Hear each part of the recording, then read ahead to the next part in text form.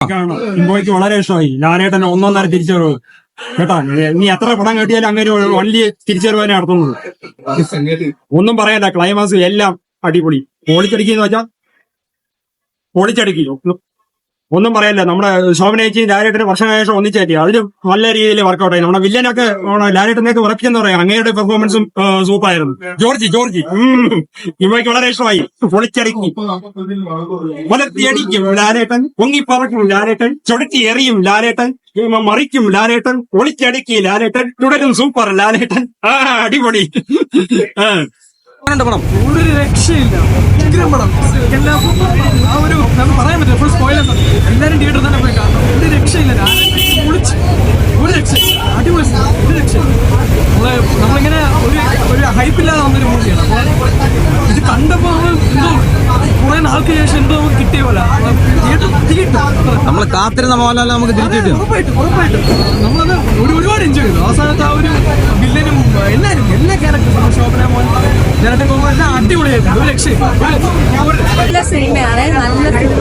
നമ്മുടെ ഒരു 90s മോഹൻലാലിന്റെ ഒരു വിഷ്വൽ ട്രീറ്റ് തന്നെയാണ് ഈ മൂവി.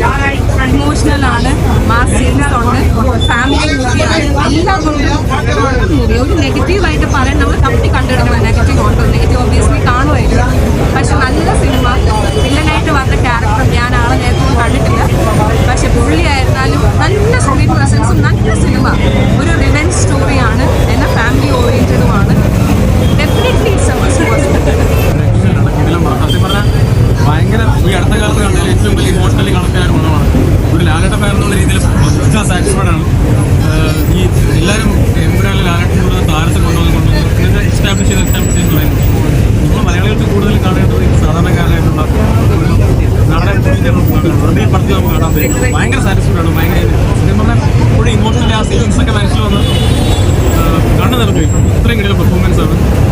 പിന്നെ ജോർഡന്റെ കാര്യം പറയുകയാണെങ്കിൽ ഞാൻ ഫാമിലി ഡ്രാമ തന്നെ പറയുന്നുള്ളൂ. അങ്ങനെ വിചാരിച്ചിട്ട് ആൾക്കാർ കണ്ടാൽ മതി. അങ്ങനെ കണ്ടാൽ മതി. വേറെ ഒന്നും കൂടുതൽ പറയുന്നില്ല. അതിനേക്കാളും ഉപരിയാണ് സിനിമ. സമൂഹത്തിൽ ഇപ്പോൾ കുറേ കാലങ്ങളായി നടന്നു വരുന്ന ഒരു വിഷയത്തിൽ തന്നെയാണ് ഇതിൽ പറഞ്ഞത്. ലാസ്റ്റ് എഴുതി കാണിക്കുന്നുണ്ടല്ലോ. വളരെ വേസ്റ്റ്. സത്യം പറഞ്ഞാൽ ഇത്രയും അരുൺമൂർത്തിയോട് താങ്ക്സ് പറയുന്നത്. ലാലേട്ടനെ പഴയ പോലെ ലാലേട്ടനെ കൊണ്ടുവരാനും പറ്റി. ഇത്രയും ഒരു മാസ്റ്റർ പീസ് സിനിമാറ്റിക് എക്സ്പീരിയൻസ് കൊണ്ട് തരാൻ സാധിച്ചത് സത്യം പറഞ്ഞാൽ ഭയങ്കര കിടലം രക്ഷയും. പറയുന്ന ആൾക്കാർക്കുള്ളൊരു മറുപടിയാണ് ഈ സിനിമ. അത് അത്രത്തോളം എന്ന് വെച്ചാൽ ആ ഒരു നിമിഷ നേരം കൊണ്ട് ആ മൊത്തം മിഞ്ഞു മാറുന്ന ആ ഒരു ഭാവങ്ങളും കാര്യങ്ങളും സത്യം പറഞ്ഞാൽ ഭയങ്കര ഈ അടുത്ത കാലത്ത് സത്യം പറഞ്ഞാൽ കുറേ കാലം ലാലേട്ടൻ ഇങ്ങനെ കണ്ടിട്ട് ഭയങ്കര സത്യം വാക്കുകൾ കിട്ടുന്നത് ഭയങ്കര സാറ്റിസ്ഫാക്ഷൻ, ഭയങ്കര സന്തോഷമാണ്. ഫാൻ എന്നുള്ള രീതിയിൽ ഒരു അഭിമാനം ഇങ്ങനെ വേണമെങ്കിൽ പറയാം. Thank you.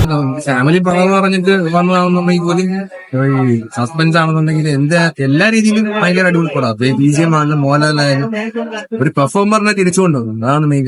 നമുക്ക് മനസ്സ് അറിഞ്ഞിറങ്ങി വരാൻ ഭയങ്കര ഫുൾ ഗൂസ് ബംസ് ആണോ പടം? അങ്ങനെയാണ്. സെക്കൻഡ് ഹാഫ് ഫുൾ അങ്ങനെയാണ്. ഫസ്റ്റ് ഹാഫ് ഒരു ഇമോഷണൽ ഫാമിലി ഡ്രാമ പരിപാടി. സെക്കൻഡ് ഹാഫ് ഇതെല്ലാം കമ്പൈൻഡ് ആണ്. ഇത് എന്തോ ഭയങ്കര സാറ്റിസ്ഫൈഡ് ആണ്. ഓവറോൾ ഇനി തിയേറ്ററിൽ മുട്ട തിരക്കായിരിക്കുമല്ലേ?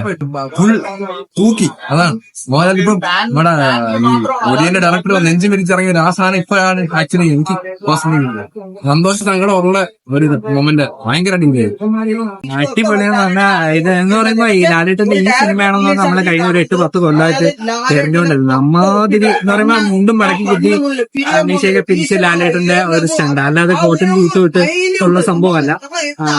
അത്രയ്ക്ക് ത്രില്ലിംഗ് ആയിട്ടുള്ള എലമെന്റ് എന്ന് പറയുമ്പോൾ സെക്കൻഡ് ഹാഫ് എന്ന് പറഞ്ഞാൽ നമുക്ക് ഒരു നിമിഷം പോലും നമുക്ക് ആ സീറ്റിലൊന്നും ഉറച്ചിരിക്കാൻ പറ്റില്ല. ആദ്യമൊക്കെ എനിക്ക് ചാടി നമ്മള് അതിന്റെ വില്ലനെയൊക്കെ ചെന്ന് നമുക്ക് തന്നെ അടിക്കാൻ തോന്നും. അമ്മാതിരി ഒരു ത്രില്ലിംഗ് ആയിട്ടുള്ള ഒരു ഫിലിം.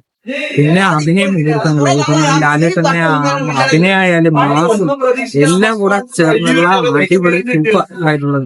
ഇതാണെന്ന് തോന്നുന്നത് എനിക്ക് 325 കോടി 350 കോടി ക്ലബിൽ കടക്കേണ്ട സിനിമ. പിന്നെ ഉള്ള ആക്ടേഴ്സ് ബാക്കി അഭിനയായാലും എല്ലാവരും സൂപ്പർ. പിന്നെ സാധാ തിരക്കഥ എല്ലാം എടുത്തു പറയേണ്ട കാര്യമാണ്. കാരണം തിരക്കഥ അത്രയ്ക്ക് ഒരു പഴുതില്ലാത്തൊരു തിരക്കഥയാണ്. അത്രയ്ക്ക് ചെറിയ കുട്ടികളോട്ട് വലിയ ആൾക്കാർക്ക് വരെ ഒരുപോലെ എന്റർടൈൻമെന്റ് ആയിട്ടുള്ള ഒരു നല്ലൊരു